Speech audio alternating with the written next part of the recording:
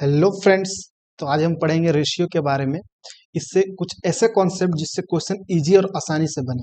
देखिए, सबसे पहले किस किस तरह से होता है, मतलब रेशियो में इंक्रीज और डिक्रीज पे बेस्ड पढ़ेंगे। है तो रेशियो बहुत ब्रॉड, बट उसका एक पार्ट पढ़ेंगे कि उसमें कैसे इंक्रीज और डिक्रीज होता है। जैसे समझिए, एक रेशियो ए और बी दिया हुआ है, ये टाइप 1 बता रहा हूँ। ये इसमें कुछ इंक्रीज नहीं हुआ, लेकिन इसमें कुछ इंक्रीज होकर के ये सी बन गया, प्लस एल या कुछ भी समथिंग इंक्रीज हुआ, मतलब एक कांस्टेंट दूसरा इंक्रीज होगा।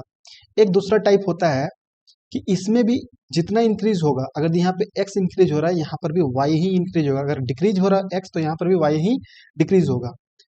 और कुछ ऐसे करके आ गया नया रेशियो। ये टाइप 2 हुआ। टाइप थर्ड क्या होगा? इसमें इंक्रीज कुछ और हुआ, इसमें इंक्रीज इंक्रीज कुछ और हुआ। हो सकता है कि इसमें इंक्रीज हुआ हो और इसमें डिक्रीज हुआ हो, ये भी हो सकता है। एक नया रेशियो बन जाएगा। तो इस टाइप का चलिए क्वेश्चन के आधार पर समझते हैं कि किस तरह से आता है। देखिए, ये टाइप 1 में बेस्ट है। एक कोई मिक्सचर है जिसमें आपको मिल्क और वाटर का रेशियो दिया हुआ है 5:1। ठीक है। If the ratio is to be इतना, then find the quantity of water to be further added. मतलब सिर्फ वाटर को ऐड किया गया है और किसी को ऐड नहीं किया गया। ऐड करने के बाद कितना हो गया? 3:2। वाटर को सिर्फ ऐड किया गया, मतलब मिल्क सेम होना चाहिए। बट क्या मिल्क सेम है? नहीं है। तो इसको पहले आप सेम कीजिए। तो सेम करने के लिए यहाँ जितना रहेगा उससे वहां मल्टीप्लाई कर दीजिए, और यहाँ जितना रहेगा उससे यहाँ मल्टीप्लाई कर दीजिए। सॉरी, यहाँ पे 3 से मल्टीप्लाई होगा। तो ये क्या बन जाएगा? 15:3। ये क्या बन गया? 15:10। कितना यूनिट अब इंक्रीज हो रहा है यहाँ पे? 7 यूनिट। और बोला जा रहा है कि 180 लीटर था इसमें। तो टोटल ऐड कीजिए, यहाँ पे कितना आया? 18 इक्वल टू दिया हुआ 180 लीटर। तो 1 यूनिट इक्वल टू कितना मिल गया? 10 लीटर। तो अब हम कितना यूनिट बढ़ा रहे हैं? 7 यूनिट। तो इंटू 10, यानी कि 70 लीटर। अब देखिए एक और इसी टाइप का एक जूस और वाटर का मिक्सचर है। ठीक है। इसमें 4:1 का दिया हुआ है। कितना पानी को ऐड किया जाए कि रेशियो चेंज हो जाए? इसमें सिर्फ पानी को ऐड करना है, जूस को तो नहीं करना है। तो जूस को पहले सेम कीजिए। यहाँ हम अगर डायरेक्ट 2 से सिर्फ मल्टीप्लाई कर दें तो क्या 4:2 नहीं हो गया? सेम नहीं हो गया? अब यहाँ वाला वहां मल्टीप्लाई करने की जरूरत नहीं है। देखिए, अगर सेम कर सकते तो डायरेक्ट सेम कीजिए। कितना यूनिट बढ़ा यहाँ? +1 यूनिट बढ़ा। देखिए, 1 से 2 चला गया। ठीक है। और एक चीज दिया हुआ था कि ये 55 लीटर का कंटेनर था, मतलब ये दोनों को जोड़ेंगे तो कितना यूनिट है? वो 5 यूनिट। ये इक्वल टू कितना दिया हुआ है? 55 लीटर। तो यहाँ से मेरा एक ही यूनिट ना बढ़ा है, तो 1 यूनिट बराबर कितना हो गया? 11 लीटर। वही पूछा था, पानी कितना बढ़ा है। ठीक है। अब इसी पे बेस्ड एक क्वेश्चन है, इसको आप खुद से ट्राई कीजिएगा, बन जाएगा।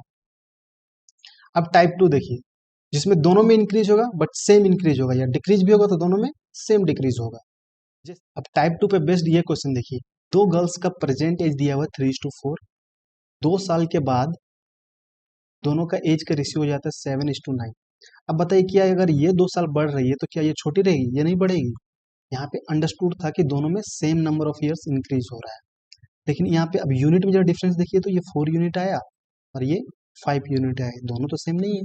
अब इसको सेम करने के लिए क्या करेंगे? ये दोनों का डिफरेंस कितना है? 1 यूनिट। ये दोनों का डिफरेंस कितना है? 2 यूनिट। इसके डिफरेंस से इसमें मल्टीप्लाई कीजिए, इसके डिफरेंस से इसमें मल्टीप्लाई कीजिए।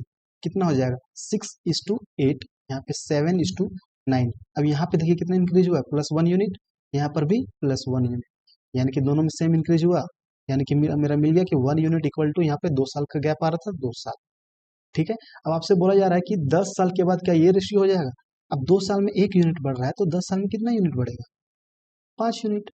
यानी कि पहले 3 था, 5 यूनिट बढ़ गया तो 8 हो गया। पहले 4 था, 5 यूनिट बढ़ गया तो 9 हो गया। ये दोनों को काटेंगे तो कभी ये आएगा क्या? नहीं आएगा। यानी कि पहला तो गलत हो गया। ठीक है। सेकंड में बोला कि 12 साल के बाद। अब 10 साल बराबर 5 है, तो 12 साल बराबर कितना हो जाएगा? 6 यूनिट। अब 3 में अगर 6 यूनिट बढ़ाएंगे तो 9 हो जाएगा। 4 में 6 यूनिट बढ़ाएंगे तो 10 हो जाएगा। इसको भी काटेंगे तो कभी 6:7 आएगा क्या? नहीं। यानी कि दोनों गलत है, नाइदर वन नॉट टू। आगे चलिए, इसी कॉन्सेप्ट पे बेस्ड इस पे बेस्ड अब ये सवाल देखिए। कोई नंबर है 5:9 के रेशियो, 2 नंबर का रेशियो। अब बोला जा रहा है कि ग्रेटर नंबर में 6 को ऐड कर रहे हैं और स्मॉलर में 6 को सब्सट्रैक्ट कर रहे हैं। तो मेरे पास रिजल्ट मिलता है जो नंबर, उसका रेशियो हो जाता है जो ग्रेटर नंबर है। देखिए जो बड़ा वाला संख्या है वो छोटा वाला संख्या का 6 गुना है, यानी कि ये 6 टाइम है किसके, 1 के। ठीक है, अब इसको बनाने के लिए देखिए क्या करना है, जिसको हमको निकालना होता है, क्या निकालना है, व्हाट आर द नंबर्स, यानी कि ओरिजिनल ये रेशियो हमको निकलेगा। तो जिसको निकालना है उसको ऊपर में रखिए, और जो सब्सट्रैक्ट या जो भी चेंज कर रहे हैं, जैसे कि इसमें +6 कर रहे हैं उसको प्लस में लिखिए, इसमें -6 कर रहे हैं तो माइनस में लिखिए। तो रिजल्ट मेरा क्या मिल रहा है, नया नंबर का रेशियो ये। ठीक है, तो अब यहाँ पे कुछ मत कीजिए, दोनों का क्रॉस मल्टीप्लीकेशन कीजिए। तो 9 × 1 इधर 9 आ गया और इधर 30 आ गया, और दोनों का डिफरेंस ले लीजिए। तो 9 में 30 में से 9 जाएगा तो कितना बचेगा, 21 यूनिट। ठीक है, अब 21 यूनिट इक्वल टू क्या होगा, यहाँ पे अब क्रॉस मल्टीप्लीकेशन कीजिए। तो +6 × 1 6, अब दोनों का डिफरेंस लेना तो हम माइनस का साइन लगा दिए। अब 6 × 6 कितना हो गया, -36। ठीक है, अब यहाँ पे 6 माइनस माइनस प्लस हो गया 36, यानी कि 21 यूनिट इक्वल टू कितना हो गया, 42। कितना गुना है, 2 गुना, यानी कि 1 यूनिट इक्वल टू 2 आया। अब आपसे क्या पूछा जा रहा है, व्हाट आर द नंबर्स। तो पहला नंबर 5 है, तो इसका 5 × 2 10 हो गया, 9 × 2 18 हो गया, 10 और 18। अब इसी कॉन्सेप्ट में हम इनकम, एक्सपेंडिचर और सेविंग पे कैसे क्वेश्चन आते हैं वो देखिए। बोला जा रहा है कि monthly income of Ravi and Shiv are in the ratio this, and their monthly expenditure are in the ratio this. If each saves this, then find the monthly income of Shiv. देखिए ये रवि हो गया, ये शिव हो गया, दोनों के इनकम का रेशियो दिया हुआ मेरे पास 1:2, और एक्सपेंडिचर का रेशियो दिया हुआ है 1:3। इफ इच सेव्स 4000, अच्छा सेव हो रहा है मतलब क्या हो रहा है, इनकम में हम माइनस कर रहे होंगे तभी तो हमको एक्सपेंडिचर मिल रहा है, तो माइनस कीजिए।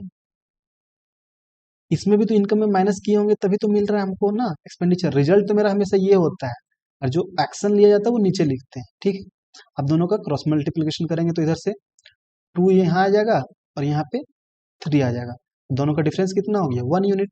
अब 1 यूनिट इक्वल टू इक्वेशन कहाँ से बनाएंगे, इसका क्रॉस मल्टीप्लिकेशन करके कीजिए, कितना हो गया, -12,000। अब फिर यहाँ पे माइनस का साइन लगाते हैं, और यहाँ पे -4000 × 1, तो -4000, ये -12,000 + 4000 कितना आ गया, -8,000। हम लास्ट में जो माइनस का साइन आएगा उसको इग्नोर करेंगे, तो डायरेक्ट लिखेंगे 1 यूनिट इक्वल टू आ गया 8000। आपसे क्या पूछा जा रहा है, find the monthly income of Shiv. Shiv का इनकम क्या है, 2 यूनिट, तो 1 यूनिट इक्वल टू 8000 है, तो 2 यूनिट 16,000। हाँ ध्यान रहे इनकम को फाइंड करना था, इसलिए हम इनकम को ऊपर में लिखे। अब देखिए इसको यहाँ पे ये लगाने के बजाय आप एक और तरीका से इसको बना सकते थे। देखिए कैसे सो, अगर 1:2 दिया हुआ है और 1:3 दिया हुआ है, और ऊपर वाला क्या है, इनकम, नीचे वाला क्या है, सेविंग्स। अब बोला जाए कि एक्सपेंडिचर 4000 है दोनों के लिए, यानी कि दोनों में सेम माइनस किए होंगे तब ना ये पहुंचे हैं, लेकिन क्या ये माइनस हो रहा है यहाँ पे, ये तो प्लस हो गया, यानी कि ये बैलेंस में नहीं है। इसको पहले बैलेंस कीजिए, ये दोनों का डिफरेंस कितना हुआ, 2, इसका डिफरेंस 1, यानी कि यहाँ 1 से मल्टीप्लाई करेंगे, यहाँ 2 से, कितना हो गया, 2:4, 1:3। अब देखिए कितना का डिक्रीज हो रहा है, 1 यूनिट का, यहाँ भी 1 यूनिट का, तो 1 यूनिट इक्वल टू कितना दिया हुआ है, 4000। अब आपसे क्या पूछा जा रहा है, मंथली इनकम, इनकम क्या आता है, 2:4, तो एक का शिव का है 4000। ठीक है, तो 4000 × 4 कितना हो गया, 16,000। ठीक है,